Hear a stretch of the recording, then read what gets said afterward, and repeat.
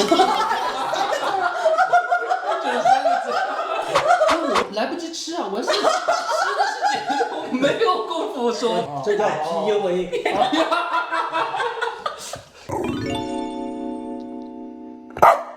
花田趣事啊，这个组合成立，哇今天成立，干杯！我有默默吗？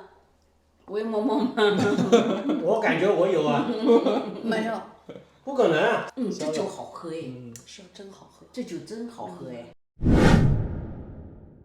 因为我觉得很好玩，我要先跟你报告一下，我的粉丝哈，我的观众，不是一个，好几个，都在自然而然的，就是跟我表述说，像是你的男朋友。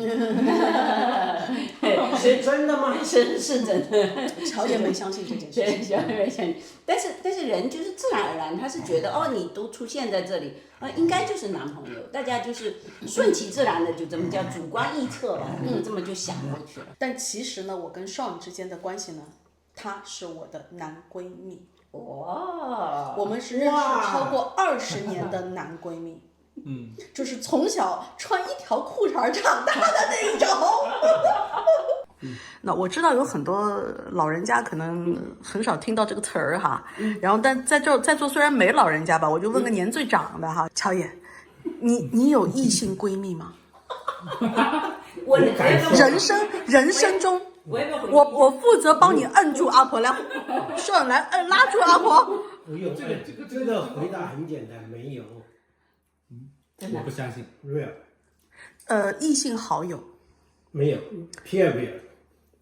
我倒真信。那我是不是可以理解，那个时候就是你就是她的异性闺蜜了？那不叫女朋友。女朋友。哎，阿婆成为你的女朋友之前，你肯定就认识阿婆了嘛，对不对？就是在那个过程，你打一开始的时候，就是想要往那个方向发展，还是其实是有一段模糊阶段，就是说先从朋友开始。从朋友、同事。那再挖下去，这个坑太深。再挖下去没坑，下面是岩石。我觉得喝的不够多，主要是喝的不够多。对，没错，所以赶快要举杯。下次带冲击钻来。你有没有问我？他知道我有异性闺蜜，也不叫闺蜜，就是好友，非常好的。那这种好友好到什么程度哈？就比如说有一种好，就是你经常聚在一起，经常说像我们这样的好友，就是说知心话，聊聊天。我的好友是什么？基本不联系。这个好友要定义的，就是哪个程度，对吧？就是咱们小时候都是属于那种江湖人士，对吧？江湖人士结交甚广，然后好像跟谁都是哥们儿，跟谁都是朋友，这一点我特别理解阿婆。但是，就是能够分享秘密的，那是，那肯定是，那肯定就跟一般的江湖那不一样。然后我还有一个特别的地方，就是我平时基本不联系，你过你的日子，我过我的日子。但有一天想起了，比如我有有2个朋友，他快退休了，前面1年都没联系，无非就是过节的时候发一个贺卡类的。好，等他要退休之前，他就告诉我，明年退休，准备去你那里玩。那就 OK，我就跟他说，他说好。我们准备好，就这样，这就好到这个程度，不需要跟你铺垫，有酒有菜，不需要铺垫，特别高兴。很多年没见了，在这之间也几乎是不联系的，顶多过年发个新年快乐，对吧？好，恭喜发财。但是，一旦碰到了，你还会不会跟他，当然私底下吧，就是说会聊一下，哎，这2年我有些什么不容易，或者是有些什么老乔不知道的秘密，我跟你说，终于有人让我有机会跟你说了啊，就是终于有人可以听了哈，我的树洞来，我相信的那个人来了，还有这个阶段吗？我好像已经不再是这个阶段了，因为什么呢？就比如说我的不容易已经基本跟他说，我的不容易基本跟他说，我跟我这些好友呢，其实就是一种，怎么讲呢，在一起。就是喝酒的，就像我们一样，真到聚下来，就是那个酒拿起来的时候，那个上头的时候，那个高兴啊，就什么话都能说，什么底都给你挖出来，什么坑都挖出来，那个开心就那个样子。你你这个不能作为一个大部分的例子。对对对。为什么呢？因为有这么一个乔爷在这边。说到你这话说的好像我挡过谁似的。不是，乔叔已经不是一个人类了，他是一个概念。但我跟还比一个类。不，他是这样，我跟你讲，他是这样，我的闺蜜哈是加她好朋友，她是跟她聊，跟我基本不管我。包括我身边知道你的朋友哈，不管远了近了，有好几个，都是在讲说什么时候我能碰到我人生中的乔叔。然后我跟 Sean 之间呢是这样的，就是到什么程度呢？就比如说他今天发生个什么事情，哪怕是很小的事情，他会哪怕就是用开车回家路上那几分钟开车的时间，都会打电话，我跟你讲啊，今天有个什么什么事情啊，我是怎么想的，然后跟我说一通。但是这一些东西我们不会跟一般的朋友说的。对，有时候也是会很琐碎的，或者是说就是不登大雅之堂的啊，就是你说出去别人可能会误会的那一些话题。那说归根结底是什么？我们没有碰到我们生命中的樵夫。这我同意。不许拿乔叔开玩笑。你又没酒了。我来。怎么能让你没有酒？你看，这就闺蜜的问题。是的。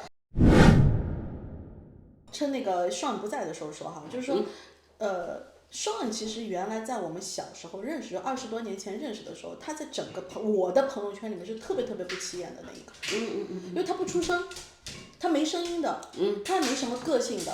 他就是你们大家说什么好，然后你们吃什么好，然后这点我特别像 Sean。不要乱靠，就是典型的男闺蜜类型。对，但是在我那个时候，就是说我还在那边风风火火的那个年代，就是我基本上他只是我的朋友圈里面的一个部分，缺了他也不觉得什么，他在好像感觉也不太明显，就透明人。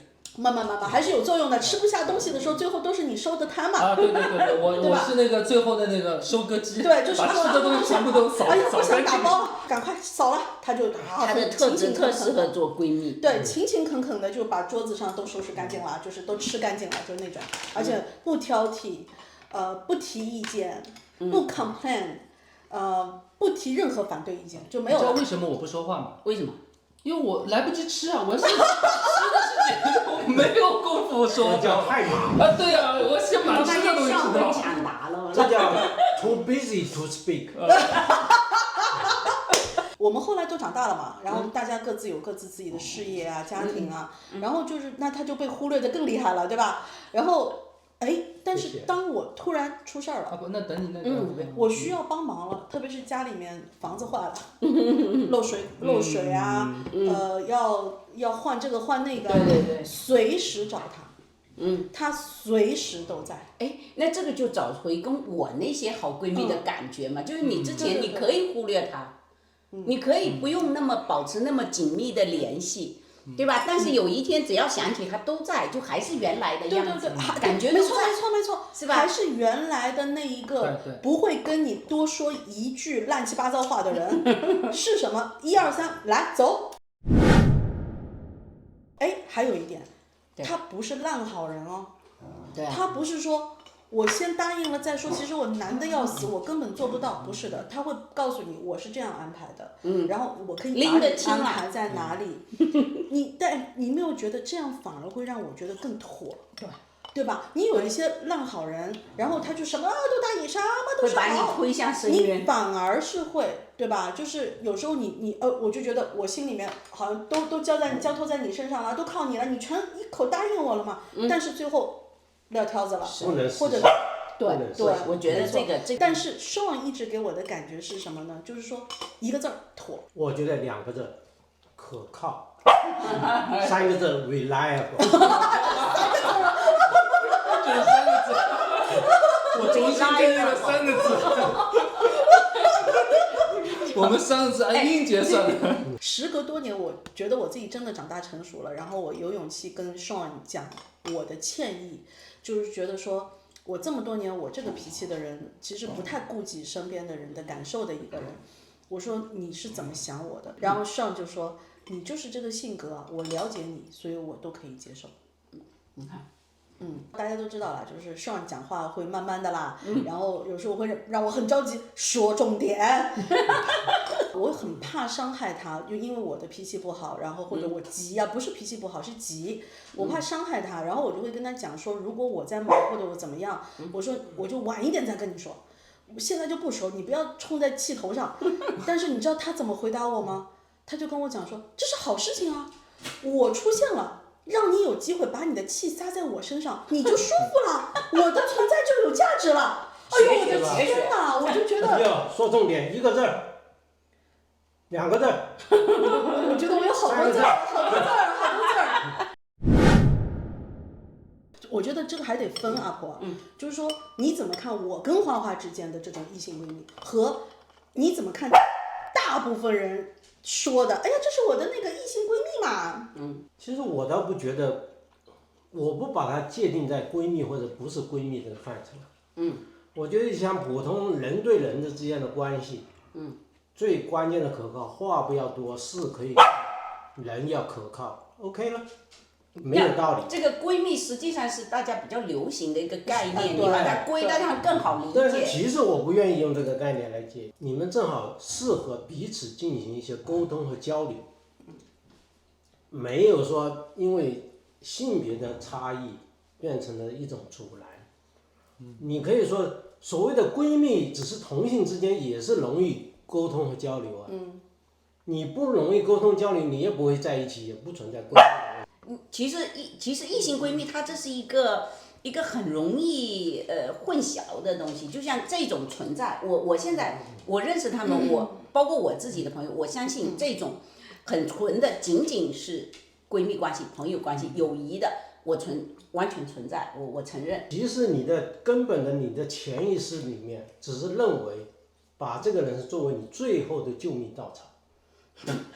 当你遇到的问题，别人都不能够帮你解决，这个人是我最后可以依赖的人，不管是同性还是异性的密友，还是有暧昧关系或者没有暧昧可能的。你可以进一步扩大范围都可以。哎呦，这个一下子这个天地很广阔啊，相当的广阔啊，很脑洞啊彻底打开。是的。所以我就想问笑，你在这个像这样跟友的这种关系的同时，有没有其他的你认为在这整个相处过程中可以发展成恋人关系的？谢谢。有没有这种可能？这个说实话，从我的角度的确是有这种。哦，你舍得说出来了这件事情，说来，有说啥不能说的？说，哎，不就行，哎呀，这是香的隐私啊！no no 那 no。那喝一下就不是隐私了，喝一下就不是隐私了。我没办法。像我们大胆的把根给它填了。我们上要把埋藏在心底里面10几年的小秘密说出来了。对呀、这是我们的心灵驿站。到这里大家休息一下。好，你觉得什么话可以我们说一说，没问题，我们都记录下来，未来。哦，你放心，我们会帮助你的。我的确是我承认我是对他有想法有意思，但是因为我认识他的时候他已经有男朋友了，对吧？那个时候我肯定不会去多想，但是你没有时候你心里的感觉是没法去拦住的。你人我觉得就即使是圣人，你也没有办法去我觉得我不应该怎么，我心里就不会有想法，这个很难做得到。只能说行动上我会去注意，对我还是遵守那个规则。对，但是心理上你说一点想法，这个我承认我不是圣人，我做不到。但是我有一点是我觉得就是说，我至少没有企图心，我这个我敢保证。我在跟他的所有接触中，我没有企图我要干嘛，但是我对他的那种感觉在，我的感觉是我希望在他的身边经常出现，然后我能够。就是说，知道他现在的状况，我已经心满意足了。我觉得他一切都好，都快乐，我觉得很开心了。这就是我觉得，我定义像这种关系的闺蜜的状况，至少我不会去打扰她。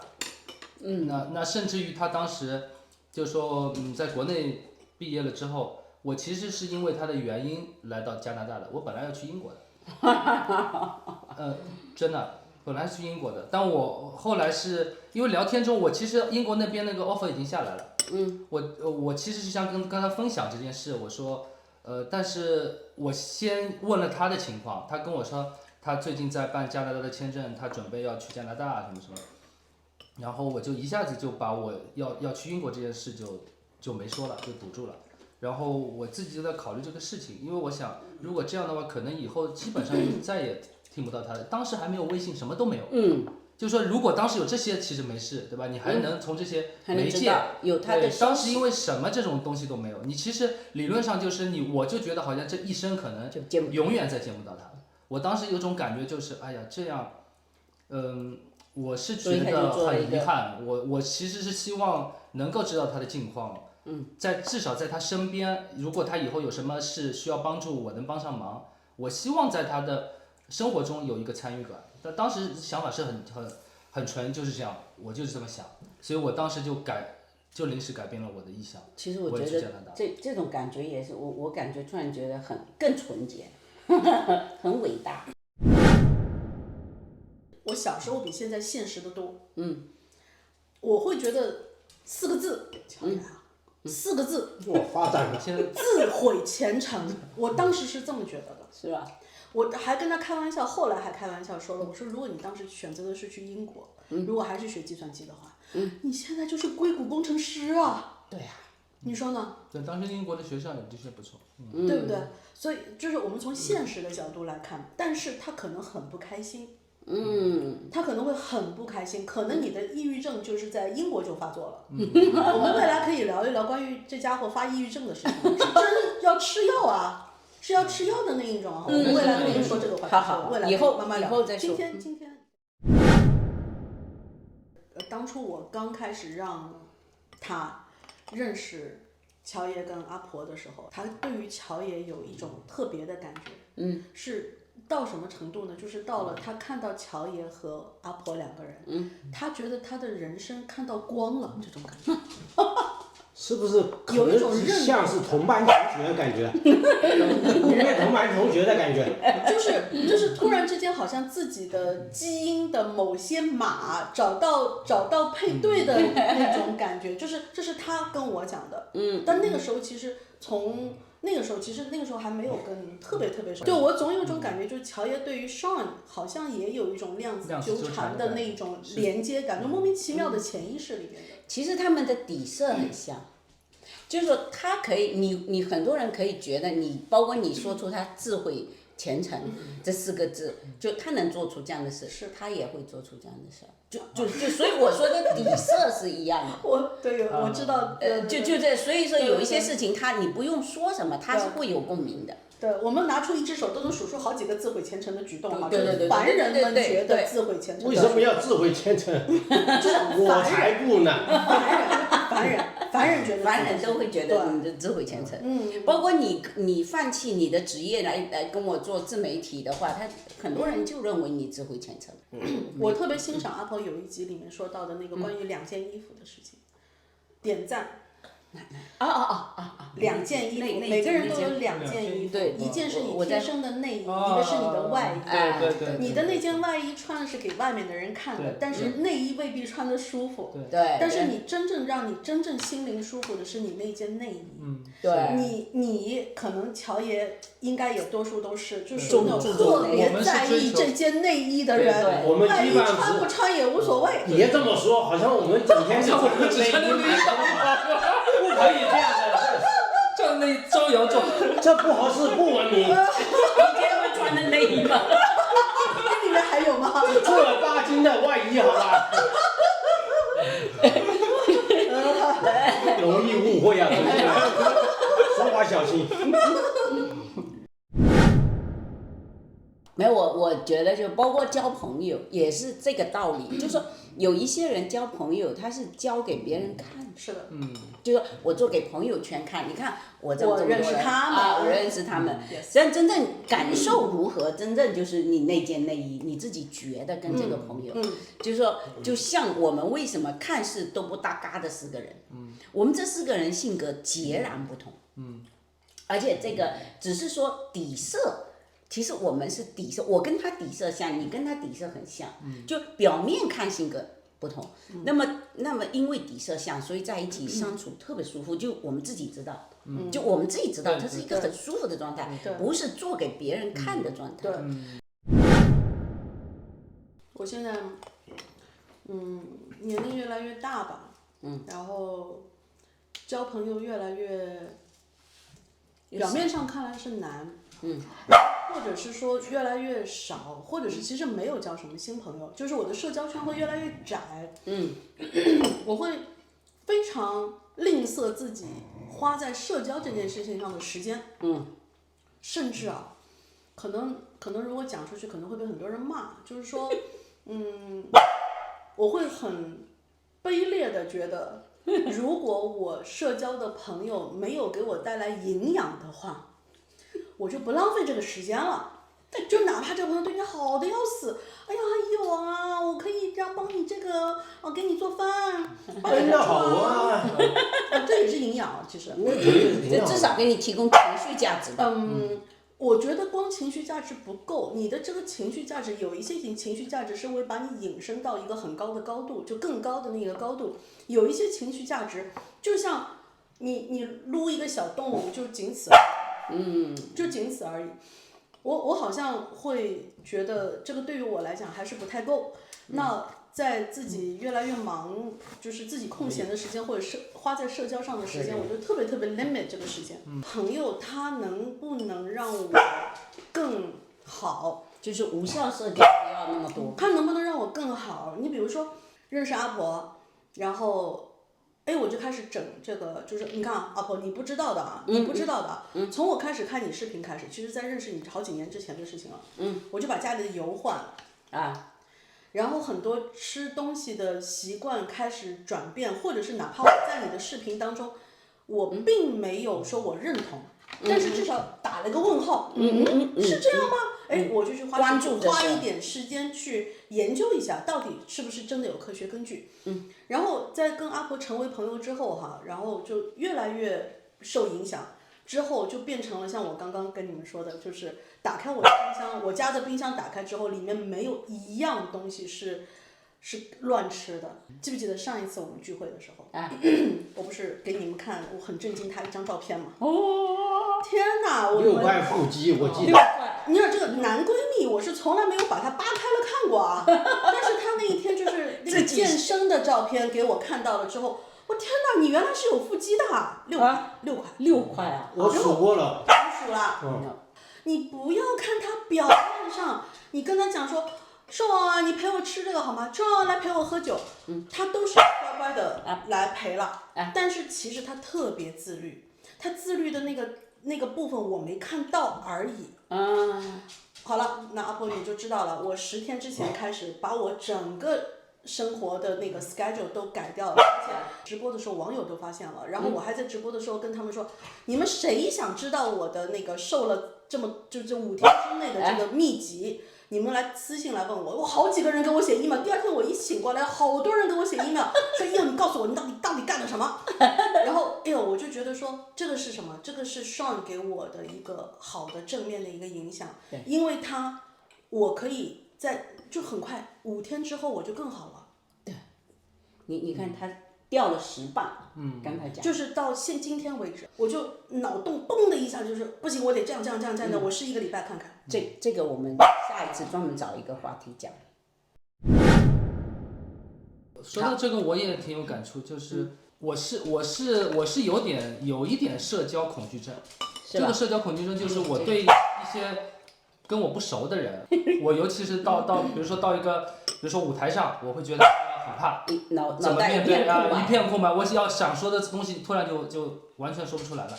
对，然后但是因为我看到你们在做很多东西去影响到，就是说许多的人，尤其是有一个癌症患者，到了最终的，就是说他的生命尽头那段时候，他等于是一直在看阿婆的视频，你在让这个人的人生的最后还得到许多的一种快乐啊、慰藉，这个东西是真的很了不起一件事情，我觉得。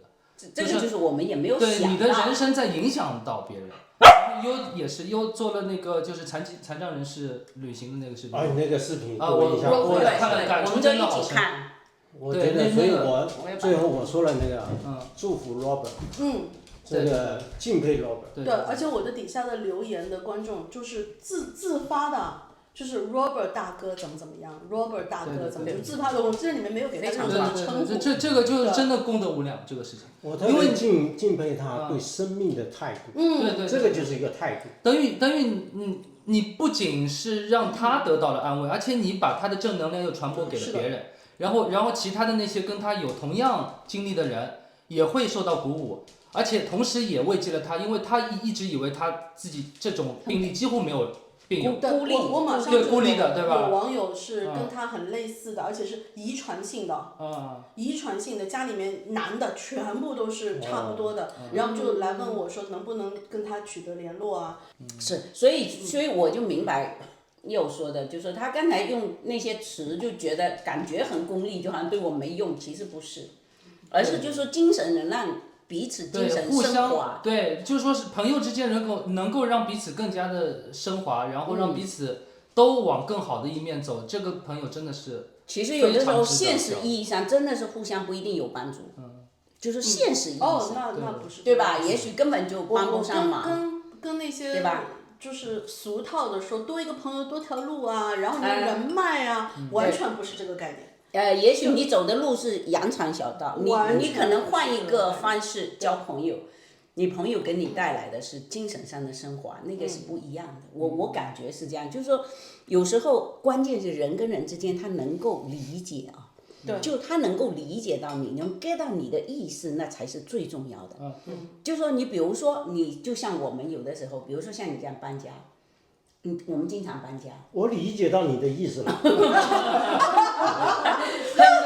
就你就理解到我们的意思，包括佑跟向他们都理解到我们呀，他很开心，他会跟着我们一起开心，跟着我们去看房，跟着我们选，就跟着一起开心。但是其实更多的人不是说他不对，他的有一种生活方式，他是觉得我为什么要动？